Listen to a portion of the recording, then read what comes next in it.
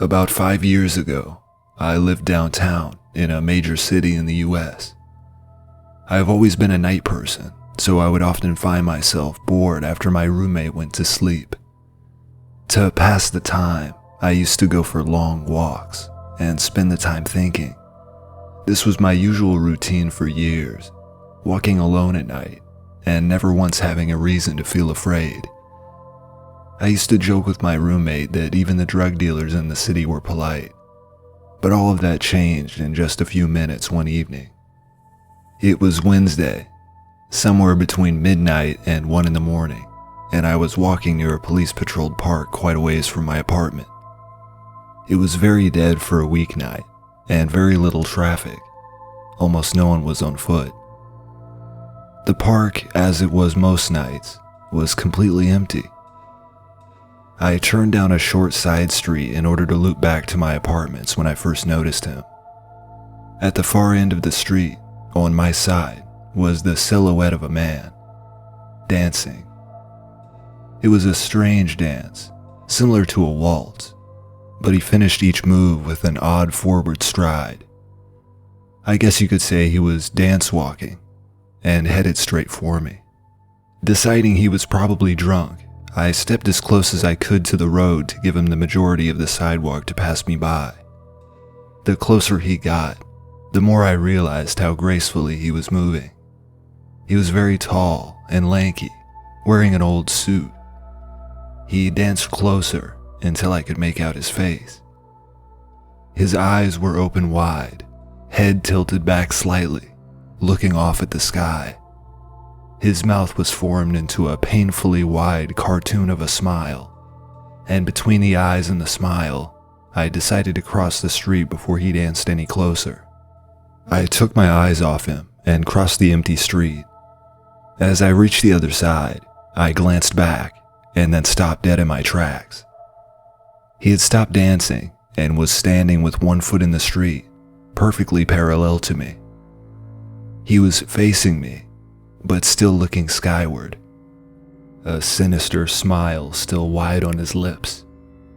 I was completely and utterly unnerved by this.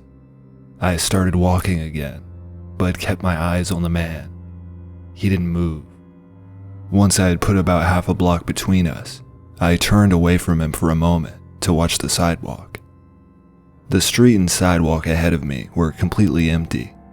Still unnerved, I looked back to where he'd been standing to find him gone. For the briefest of moments, I felt relieved until I noticed him again. He had crossed the street and was now slightly crouched down. I couldn't tell for sure due to the distance and the shadows, but I was certain he was facing me. I had looked away for no more than a few seconds, so it was clear that he had moved fast. I was so shocked that I stood there for some time, staring at him. Then he started moving toward me again. He took giant, exaggerated tiptoed steps, as if he was a cartoon character sneaking up on someone, except he was moving very, very quickly. I'd like to say at this point I ran, or pulled out my pepper spray, or my cell phone, or anything at all, but I didn't. I just stood there, completely frozen as the smiling man crept toward me. He stopped again, about a car length away from me, still smiling and looking at the sky. When I finally found my voice, I blurted out the first thing that came to mind. What I meant to say was, "What do you want?" in what I thought was an angry, commanding tone. But what actually came out was more like a whimper, followed by some weak muttering. Irregardless of whether humans can smell fear, they can certainly hear it. I heard it in my own voice, and that only made me more afraid. Still looking at the sky, the creature lowered its head and made eye contact.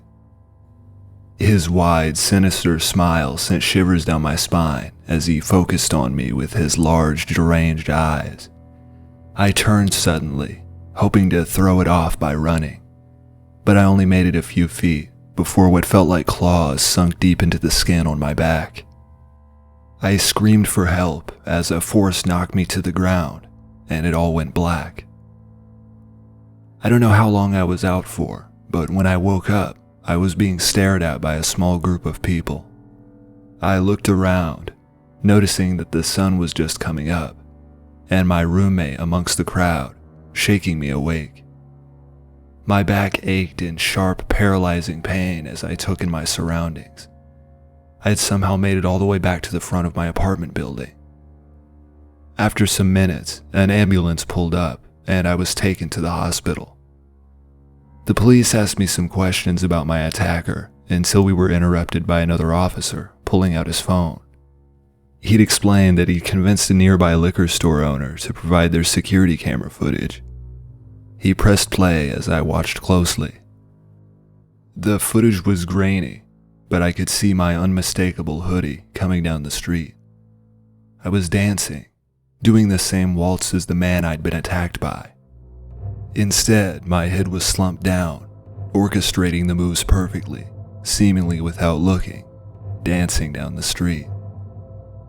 In the distance, you could make out a small, dark figure, smiling ear to ear, waltzing in the other direction. I've never walked alone at night again.